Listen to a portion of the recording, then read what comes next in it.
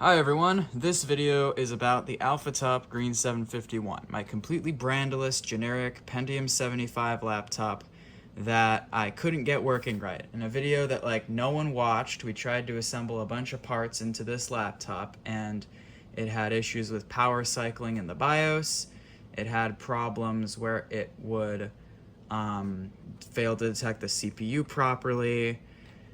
It would just get stuck. It would freeze at the BIOS, and the real-time clock didn't work right. And we left it off, unable to fix that. Since then, I replaced the CMOS battery, or rather installed a new battery, and now it seems to be working better. The issue with the CPU detection and BIOS power cycling, boot looping went away. It always works. There's no more inconsistency about cold boots versus warm boots. It just always works, seemingly.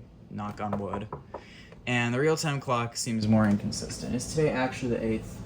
Today is the 8th. Wow, I guess real-time clock works now. It didn't for the several hours I had it running after replacing the battery, which had charge already.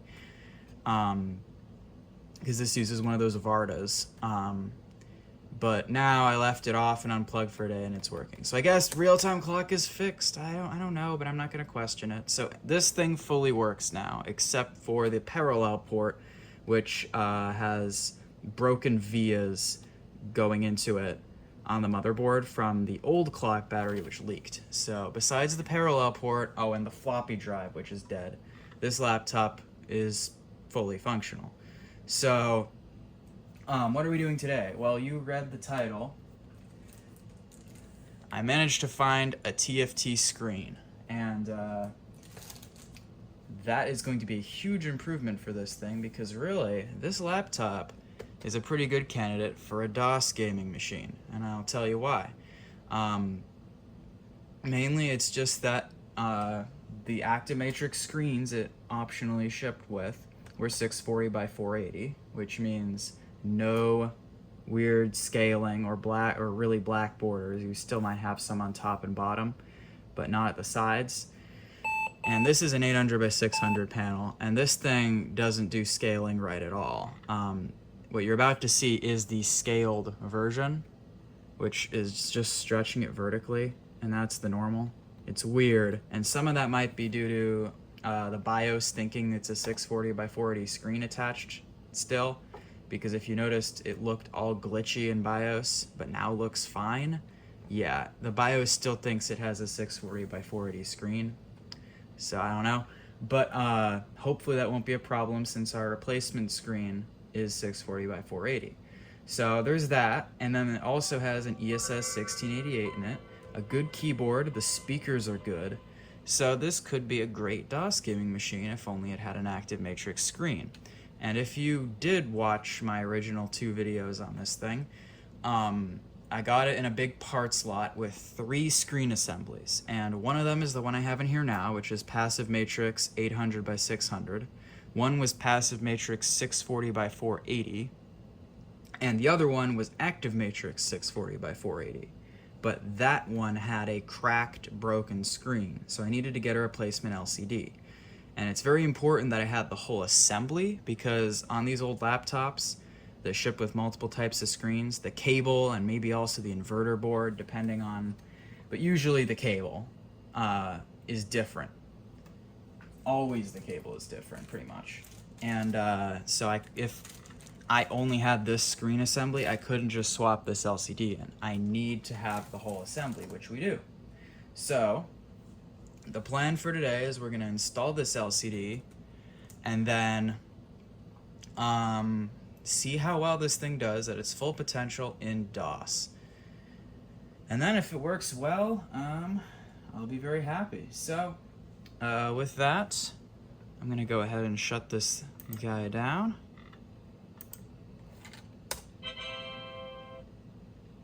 And we will get started.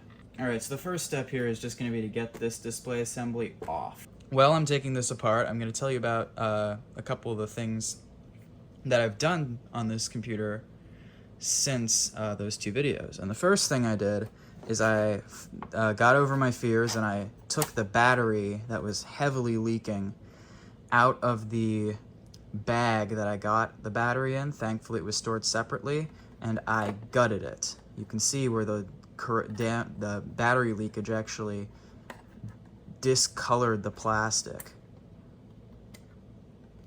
on the inside as well. And what I couldn't believe when I did that, what blew my mind, is that all of the hardware inside the battery, the BMS and the battery contacts, had no broken traces or damaged vias. The traces and stuff, well, first of all, the BMS just survived. It managed to escape corrosion. And then on the battery contact board, which was separate, the traces were so large that there was already a screw missing there. The traces were so large that they survived. So that battery might be rebuildable. It depends on whether or not this BMS cooperates with new cells, because since it has an actual smart BMS in it, it might just lock down after the original cells are removed. Both those screws were missing. Okay. If you don't know, if you're taking one of these apart, there are hidden screws under both bays, or on the side of both of those bays, so I must have not put them back in. Hopefully I can find them. Alright, so that's thing number one I did. Now the other thing I did was I loosened the hinges, because while this thing hadn't had its hinges blow out yet, I knew it was just a matter of time, because the plastics are old and brittle. And this type of hinge is the type I like, and that everyone should like, that can simply be loosened just by adjusting a nut. So you can fine tune it, and it's great. So I did that, and now the hinges are nice and loose. But they're in a good place now where they should minimally stress the plastic. I also added this little bit of foam here to hopefully try to fix the fact that this heatsink is so bent out of place. Because what I don't want to have to do is buy the overpriced parts unit on eBay just to get a heatsink. It had the TFT screen as well, but this LCD was cheaper. One other thing I tried to do is get the third motherboard, the one that had a missing power jack, if you remember that original parts haul video. I tried to get that motherboard running. It had broken pins on its main chipset IC, so I tried swapping the IC over from my second dead board, and I'm not very good at that, and it was not successful, but I didn't ruin anything, so in the future I will take another crack at that, because if I can get that board to run, I'll have a working parallel port. Because the vias that are damaged by the original clock battery are such, they go to like middle layers of the board. I wouldn't actually be able to bodge them. I don't know where they go, so that's a shame. And also, by the way, the battery that's in here is the one from the Green753, so it's just as old and it's barely starting to leak, but it still holds charge. So that's in there temporarily until I can actually source a new 3-cell nickel metal hydride battery that I can put in there, because that's obviously not going to stay, because with enough time that'll just cause more damage. But it works right now, and this thing clearly needs one to work properly. Every time I feel like I'm going to completely snap this, pull these out. Oh yeah, and that broke at some point.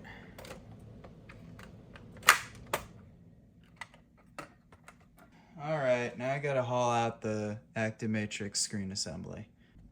Alright, so this is the active matrix screen assembly. We're gonna have to swap a couple things over from the passive matrix one I had in there. So that includes the hinges, which I loosened on my other one, and also the 2 cables that run from this interconnect board, which is, and I guess also the display latches. Anyway. You know what I was saying. So this is the LCD that was in there, Samsung LT104V3-101. Now the replacement panel I got, let's actually take it out. It's not the exact same part number. I couldn't find one of those. But it should be the same, basically. Alright. This is an LT 104V3-104, which, as best I could tell from looking up both these panels on Panellook, is just a newer revision of the same screen. So this should be an exact replacement. And there are probably a number of panels that use the same connector this one does, but I'm not an expert in these LCDs, so I just went with one that I knew should work. This cost me like 30 bucks, so that's not bad. What is kind of bad and annoying is the stupid latches. Ugh, before I go too far here, we have to test to make sure that this is gonna work. This cable looks just like the CTX EasyBook 700s. It's crazy. I wonder if it is the same. That would be funny. I doubt there's any sort of standard there, though. We're not gonna get sound or any feedback until it lights up the screen, which it's not gonna do because all the power regulator stuff is missing. Right. That's a little bit important. Okay. Attempt 2. This time with actual power VRM stuff. Oh, there we go.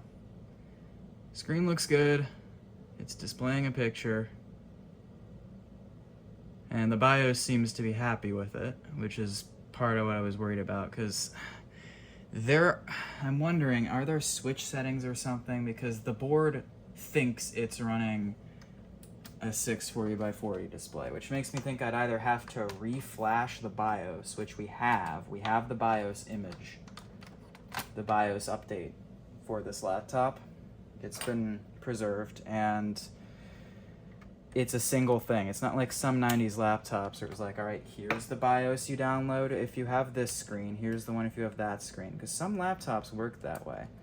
No, it's one image, but I think it had multiple ROMs, so what I might have had to do is flash the BIOS again, and then it would auto-detect the 800x600 display, and I don't know.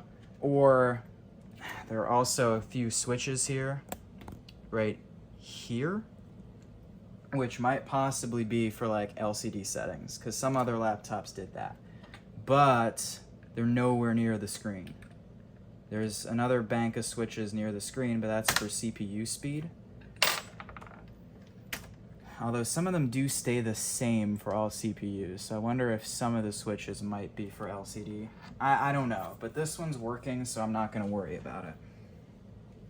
So next step here, we're gonna set both these things aside, and now we have to take apart the 800x600 old assembly. Now what kind of sucks about this is like my basically mint condition screen assembly, and we're not going to be able to use it. Because these actually appear to be slightly different rear covers, at least on the Active Matrix one. The logo badge that like the computer vendor would put in place is in the center, where it's not out on the left on this screen. Those don't actually come out. So yeah, that's, there might be different thicknesses, I don't know, but it's still in good condition, so it's not gonna be a big downgrade, and it'll be way, way, way definitely worth it for Active Matrix. This always happens to me. These screw wells broke. Ugh. By the way, what I'm talking about, these stupid things that actually hold the front bezel down to the screw. Just, I find on these old laptops, even when they haven't been put under stress, removing the friggin' screws causes them to just fall to bits all the time, and it sucks. Ugh, and oh, that was loose too, even though this was practically brand new. That's fun. All that for this. I should have just loosened those hinges. Let's go look through my parts stash. Screw wells are intact on this bezel. But, oh, it's missing so many clips. Oh, this is bad. But I need those screw wells, because they'll just break. Once they've broken, it's screwed. But this isn't good. Look at how many clips are bad on this. Both here are bad, so that's not going to stay down very well. That one's also about to fail and might just break when I put it back on. That's bad. This one's cracked. That one's gone. This one's cracked. This one's gone. Like, ugh, this is... it could be worse. Fitment is okay, I guess. Are the bezels different? I think they are. Yeah, they are. So I would have had to use this one anyway, because the screens actually are differently shaped. This one is shorter at the bottom and taller at the top. The other, it's reversed, which makes sense. I've seen that before. If you look at the ThinkPad 701C and the 701CS, you'll see that. Same thing. Now I've dealt with laptops that are a lot harder to take apart and work on than this one, but this part is not very fun. You have to route the trackpad cable into place, all while holding this on. Then lock the connector.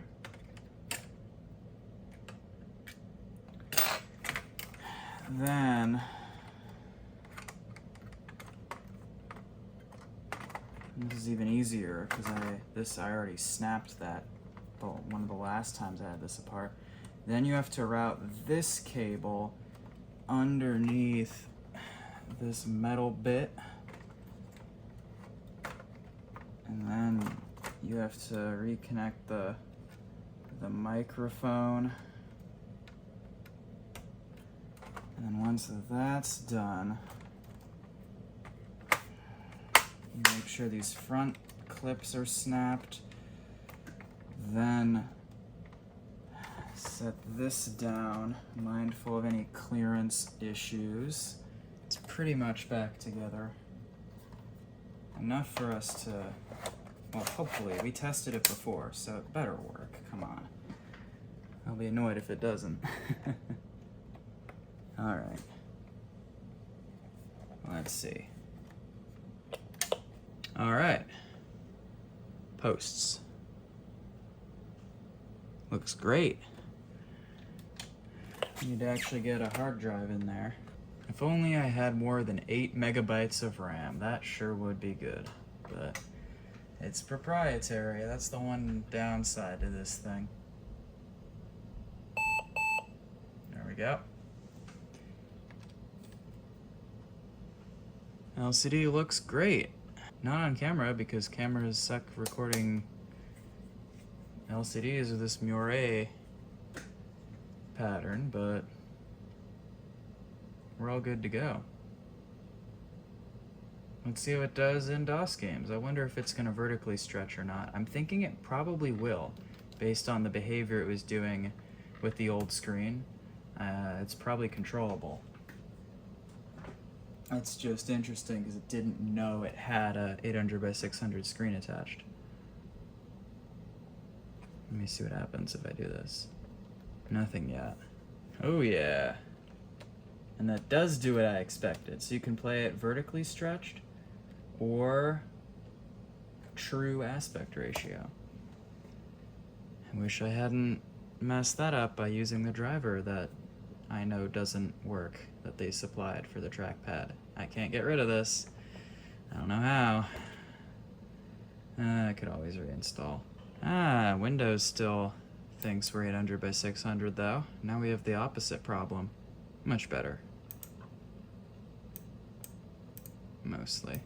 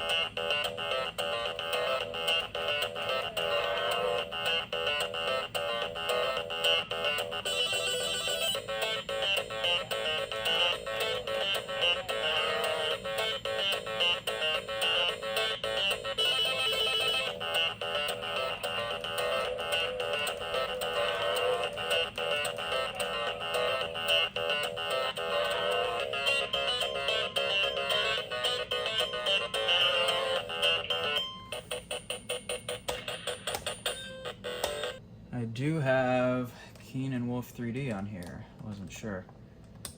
Let's see how it does in Commander Keen. I know it'll do fine like this. Because this game, if you don't know, doesn't do well under screen stretching on any of the video cards. Neomagic, crap. Cirrus Logic and Chips and Technologies do a little better, but still pretty bad. Trident doesn't do well either. And that's just talking with 800 by 600 screens. This has Chips and Technologies, but it'll do fine because it's 640 by 480.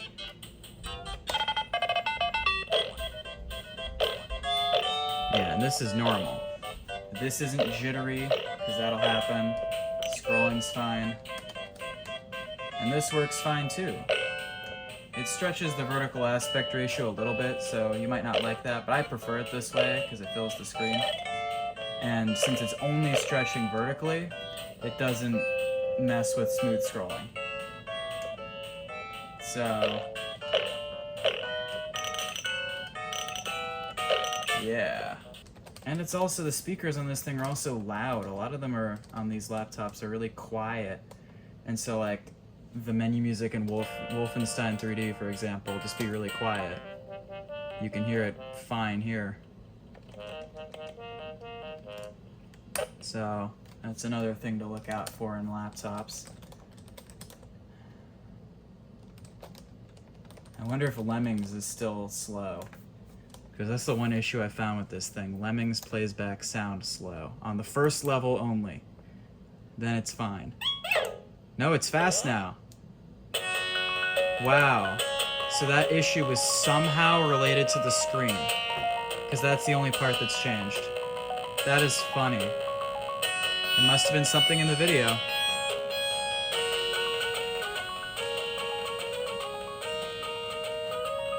Well, hey, I'll take it.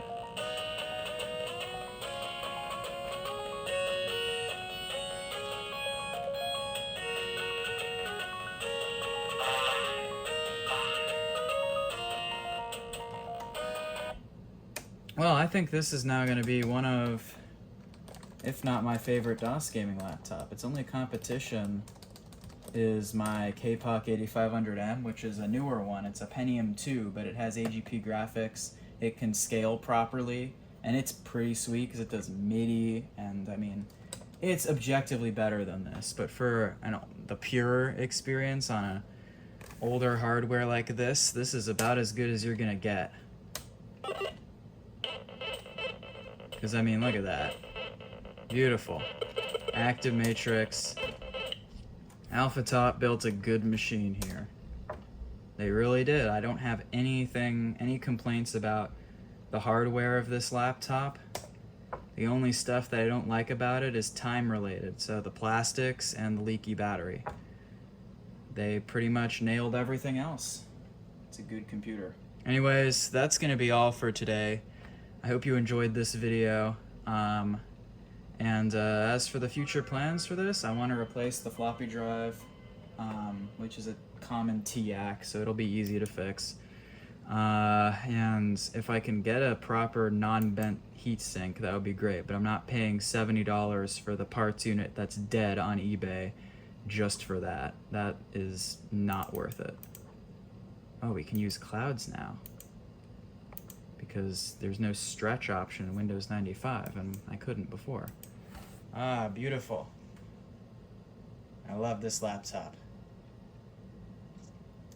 Anyways, thank you for watching. I'll see everyone next time. Goodbye.